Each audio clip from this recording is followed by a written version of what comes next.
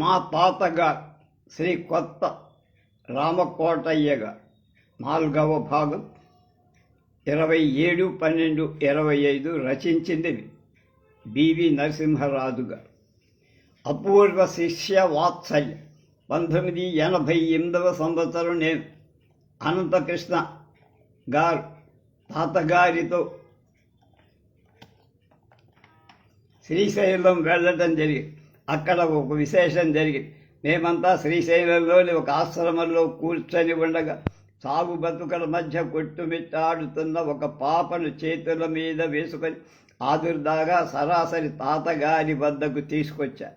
అనంతకృష్ణ గారు ఆ పాపను గూర్చి ఇలా అన్నారు: తాతగారు, ఈ అమ్మాయికి పొంగి వచ్చినట్టే వచ్చి విచిత్రంగా లోపలికి అణగారిపోయి పరిస్థితి చాలా ప్రమాదంగా ఉంది. మా వైద్యానికి లొంగేలా కనపడ, మీరే కాపాడ. తాతగారు వింటూనే నాదేముంది, ప్రేయర్ చేద్దాం, కులాసాగానే ఉంటుందనిపిస్తోంది. శాస్త్రుల గారికి అప్లికేషన్ పెడదామని ప్రేయర్ చేశారు. ప్రార్థన బహు శాంతంగా జరిగింది.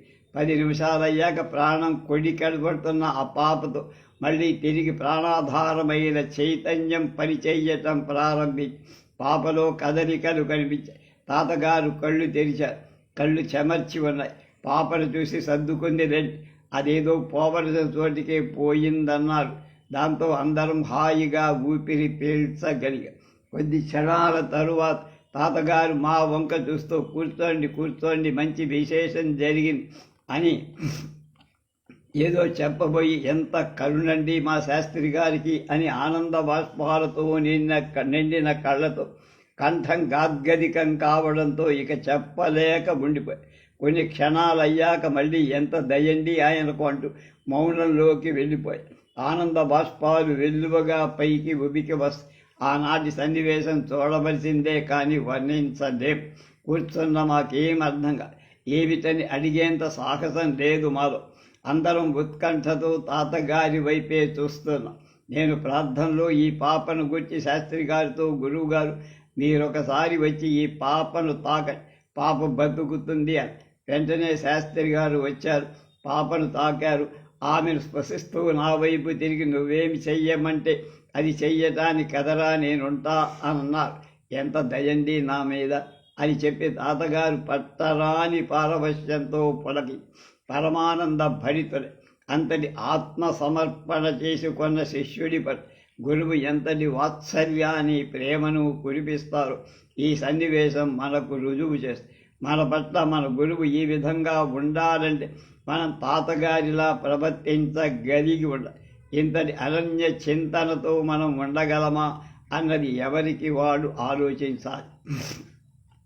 ఆవిడ కాదు, ఆయన. ఒకసారి ఒక విశేషం జరిగింది. తాతగారు చినకాకానిలో ఉన్నప్పుడు ఒకరోజు ఉదయం నుండి ఆయన కడుపు ఉబ్బరం ప్రారంభం. తాతగారు ఎందుకెలా ఉబ్బిందా ఆలోచన చేశారు, కానీ పరిష్కారం దొరక. సాయంకాలానికి ఉబ్బరం ఎక్కువ. చివరకు తాతగారు ఉండబట్టలేక, బాధను భరించలేక భార్యను, నిన్న రాత్రి ఏం కూర తిన్నాను, పొట్ట ఇలా ఉబ్బరించింది. దానికి ఆమె వెంటనే తడుముకోకుండా, మనం ఏమి తింటే అది ఇలా అయ్యిందన్న ప్రశ్నను 30 ఏళ్ల నాడు గురుపాదులు ప్రభాకర శాస్త్రి గారి పాద పద్మాల వద్ద గుయ్యి తీసి పూడ్చి సమాధి చేశాం. మీకు జ్ఞాపకం ఉండేవాడు. మీరిప్పుడు మళ్ళీ ఈ ప్రశ్నతో ఆ సమాధాన్ని జాగ్రత్తగా పెళ్ళగించదరిచారా అన్న. వెంటనే తాతగారు తన తప్పు తెలుసుకొని, తప్పయింది తల్లి, ఇంకెప్పుడు ఈ పాడు పని చెయ్యనన్న. అలా అని వెంటనే తాతగారు ప్రార్థన చేసి శాస్త్రి గారితో ఇలా విన్నవించారట: అయ్యా గురువుగారు, నేను చాలా పొరబడ్డా. ఈ ఉబ్బరం నాది కాదని తెలిసింది. పాపం ఎవరో కడుపు ఉబ్బరంతో ఉదయం నుండి బాధపడుతున్నారు. వాళ్ళని చల్లగా చూసి రక్షించండి. వెంటనే శాస్త్రి గారు కనిపించి తాతయ్య గారితో, నువ్వు ఈ మాట ఎప్పుడు అంటావోనని పొద్దున్నుంచి ఎదురు చూస్తున్నాను రా. ఇప్పుడు తిన్నగా మాట్లాడుతున్నా. ఇక వాడికి కడుపు ఉబ్బరం తగ్గుతుందిలే, నీకు సర్దుకుంటుందన్న.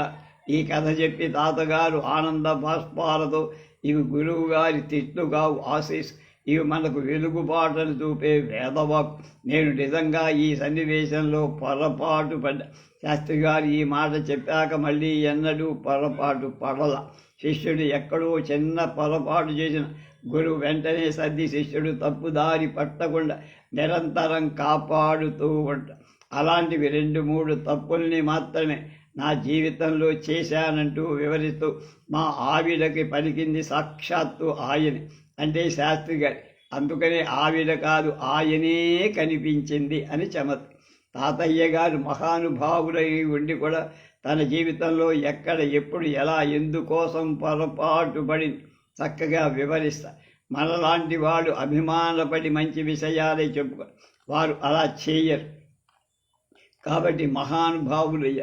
నిజానికి ఈ సన్నివేశం మనకు చెప్పక్కల్లా, కానీ తాతగారు పదే 10 చోట్ల 10 మందికి పరమానందం అయ్యేలా చెబుతూనే ఉంటారు. అంటే మనం దీనివల్ల గ్రహించాల్సింది ఏమిటంటే, నిరంతరం గురుస్మరణలో ఉంటున్న తాతగారు లాంటి వాడు ఒక్క క్షణం పొరపడితే ఇంత కథని. మరి మనలాంటి వాడు సంగతి మనం ఎంత సాధన చేయాల్సింది వస్తుందో ఎంత సాధన చేయాల్సి వస్తుందో అన్నది అనుక్షణం గుర్తే. మరో విషయం కూడా, తాతగారు లాంటి వాడు ఎలా పొరపాటు పడటం మనలాంటి వాళ్లకు మేలు కొలిపే కానీ వారు పొరపాటు పడటం ఉండదు. వారు మనల్ని పొగిడినా తెగడినా మన బాగు కోసమే అని గ్రహించాలి, కానీ పైకి విషయం తెలియనీయకుండా తాను పొరపాటు పడినట్టు భ్రమ పెట్టి మనల్ని భ్రమలో పడి. ఇక్కడ మనం చాలా జాగ్రత్త పడి అసలు విషయం తెలుసుకో. వాళ్లలో ఉన్నది నేనేరా. చెనకాకాయలో తాతగారిలో అది నిరాడంబరంగా అలా ఉండటం వల్లే సగటు భారతీయుడు అసలు విలువలు అందక దాగి ఉంటాయి. కారణం సాధారణంగా వింత వేషధారణ ఉంటే కానీ ఒక పట్టాన వాళ్ళని మహానుభావులుగా గుర్తించి. తాతగారి గురుపాదులు ప్రభాకర శాస్త్రి గారు ఒక పని అప్పచెప్పి, అదేమంటే తన దగ్గరకు ఆర్తితో వచ్చిన వాళ్ళ బాధలని ప్రార్థన ద్వారా తగ్గించడం, వారికి సర్వరక్షకుడుగా నిలబడ్డం. ఈ పని తాతగారు నిరంతరం ఏమరికపాటు లేకుండా చేస్తూనేవారు. ఒకసారి తాతగారు ఇంటి వాకిట్లో కూర్చొని వచ్చిన వాళ్ళని అందరికీ ప్రేయర్ ఇస్తూ వారికి శాస్త్రి గారు కథ చెబుతూ వాళ్ళని వాళ్ళ బాధల నుండి విముక్తుని చేస్తారు. అలా సాయంకాలం నుండి రాత్రి 8 గంటల వరకు అందరూ వెళ్ళాక అమ్మగారు వచ్చి భోజనం వడ్డించమంటారా? అలాగే చెయ్యి, భోజనానికి వస్తాను నెమ్మదిగా లేవబోతూ ఉండగా ఇద్దరు తాతగారి వద్దకు ఆర్తితో వచ్చి వాకిట్లో నిలబడి వాళ్ళని చూసి తాతగారు, ఏం బాబు ఎలా వచ్చారు అన్నారు. ఏం కావాలి అని. మాకు అనారోగ్యంగా ఉంది బాబు, విభూతి కోసం వచ్చామన్నారు. వచ్చిన వాడు ఈలోగా అమ్మగారు లోపల నుండి అన్నం వడ్డించారు, వస్తారా? వెంటనే తాతగారు తన వద్దకు వైద్యం కోసం వచ్చిన వాళ్ళతో, బాబు ఇలా కూర్చొని భోంచేసి వచ్చాక ప్రేయర్ చేస్తానని చెప్పి వెనక్కి తిరిగి ఇంట్లోకి వెళ్ళబోతుండగా గుమ్మానికి అడ్డంగా శాస్త్రి గారు అత్యంత గంభీరంగా నుంచొని ఉన్నారు. ఆయన చూసి శాస్త్రి గారు తాతగారితో, ఎలా వాకిట్లో ఉన్న వాళ్ళ ప్రార్థన ఇవ్వకుండా లోపలికి వస్తున్నావేం అంట. నేను భోంచేసి వెళ్దామని లోపలికి వస్తున్నానండి. శాస్త్రి గారు లోపలికి గంభీరంగా, అవునరా, వాళ్ళు రక్షించుకోలేక నువ్వు రక్షిస్తావనే నమ్మకంతో నీ దగ్గరకు వస్తే భోజనం అయ్యే వరకు ఆగమన్నది మంచిదా అని అడిగాడు. తాతగారికి తాను చేసిన దానిలో తప్పు లేదని శాస్త్రి గారితో వాదన చెయ్యబోట. శాస్త్రి గారు కోపం, నువ్వు నాతో వాదిస్తావురా? నేనే నీ వద్దకు ఆ సమయంలో వస్తే ఏం చేస్తావు? కాదని పొమ్మంటావా? వాకిట్లో నిలబడింది ఎవరనుకుంటున్నావు? నేనే అన్నది తెలుసు. నీ ఇంటి ముందు నిలబడ్డాళ్ళ వాళ్ళంతా నా స్వరూపాలని గ్రహించుకో. ముందు వాళ్లకు ప్రేయర్ ఇచ్చి భోజనానికి కూర్చో అని మాయమయ్యా. తాతగారు తన తప్పు చేసుకొని వెనక్కు వచ్చి వాకిట్లో కూర్చున్న వాళ్లకు విభూతి ఇచ్చి పంపారు. తన వద్దకు వచ్చిన వాడు సాక్షాత్తు శాస్త్రుల గారి అని తెలిసి నుండి చిన్న పొరపాటు పట్టే శాస్త్రులు గారు తన నిజస్వరూపం చూపి ప్రత్యక్షంగా మందరించి పరోక్షంగా అనుగ్రహించి దీనికి కావలసినంతమంది గురువు పట్ల సమర్పణ ఒకటి. అదే నారాయణ శాస్త్రంగా పనిచేస్తుంది. వచ్చిన వాడు ఎవరైనా వాడిలో ఉన్న గురువును చూసే దృష్టి మనకు రావాలి. అలా రావాలని అంతటి సమర్పణ మనకు అభ్యాసం కావాలి చెప్పడానికే తాతగారు ఈ కథ చెప్పారు. ఇవాటి చివరిది 90 సంవత్సరాల యువకు 1938వ సంవత్సరం అనంతకృష్ణ గారు యూరప్ దేశాలకు పశ్చిమ సమన్వయ నిమిత్తం వెళ్ళారు. ఒకచోట ఆయన పతంజలి యోగ సూత్రాల గురించి భగవద్గీతను గురించి ప్రవచిస్తుండగా అక్కడున్న విదేశీ సోదరుడు అనంతకృష్ణ గారిని ఒక ప్రశ్న వేశారు. మీరు చెప్పే విషయాలు చాలా విలువైనవి. ఆ పవిత్ర గ్రంథాలు అనుసరిస్తూ యోగమయ జీవితాన్ని గడుపుతున్న వాళ్ళకు మీరు చూపగలరా? ఆధారాలుంటే మీరు చెప్పే విషయం పట్ల మరింత విలువ విశ్వాసం మాలో దృఢపడ్డాయి. అలాంటి వారిని మీరు ఎరుగుదరు అని సూటిగా ఆర్తితో ప్రశ్నించారు. ఆర్తితో వేసిన ప్రశ్నకు ఎప్పుడూ తప్పకుండా జవాబు. వెంటనే శర్మగారు వాళ్ళతో అలా లేకే నాయన 90 సంవత్సరాలు 90 ఇయర్స్ యంగ్ బాయ్ ఒకరున్నారు నాకు తెలుసు. వారు నిరంతరం గీతను దాటకుండా నడుస్తున్న వ్యక్తి. అనుక్షణం గురుస్మరణలో పునీతం చేసుకున్న వారి జీవితం అంటూ తాతగారిని గురించి వచ్చారు. అప్పుడు వాడు మరి మేము చూడడం ఎలా? అలాంటి వారిని చూసినప్పుడు మాకు తృప్తి కలుగుతుంది. మీ మాటల్లో సత్యం నిత్యం అవగతమవు. దీనికి మార్గం ఉండాలి. అనంతకృష్ణ గారు తడుముకోకుండా మీకు నిజమైన ఆర్తి భక్తి విశ్వాసాలు ఆయన ఇప్పుడే మీకు సూక్ష్మ శరీరంలో కనిపించడానికి సిద్ధంగా ఉన్నారు. మీలో ఎంతమందికి ఆ విశ్వాసం ఉందో ఇప్పుడో మనం చేయబోయే ధ్యానంలో తెలుసు. అందరూ కళ్ళు మూసుకొని ధ్యానం చెయ్యండి అని పలి అనంతకృష్ణ గారు ప్రార్థన. కొద్ది నిమిషాల్లోనే ధ్యానంలో పాల్గొన్న సోదరులందరూ చల్లని సుఖస్పర్శ కలిగి అందరూ పులకించిన శరీరాలతో వశం తప్పి ఊగిపోయారు. కొద్ది నిమిషాలయ్యాక అనంతకృష్ణ గారు ధ్యానం ముగించి మీకందరికీ ఎలా ఉంది? ఎవరైనా కనిపించారు?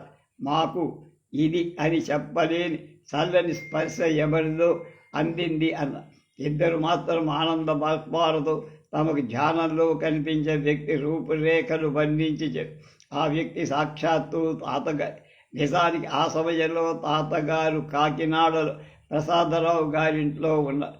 ఆయన ప్రసాదరావు మిగిలిన సోదరులతో మాట్లాడుతూ యూరోప్లో మన బాబుగారు అనంతకృష్ణ గారి బాబుగారంట నన్ను తలుచుకుంటున్నారని కాసేపు అంతర్ముఖులయ్యా. అలా తాతగారు సూక్ష్మ శరీరంతో మన సోదరులకు దర్శనమిచ్చిన సందర్భాలు చాలా. పైకి మాత్రం ఇంతటి మహిమాన్వితులుగా కలబ అదే వారి విశేషం. అనన్య సామాన్యమైన గురి భక్తితో తాతగారు ఈ సిద్ధిని పొందగలిగారు. రేపు పాకలపాటి గురువు గారితో తాతగారి ముచ్చట.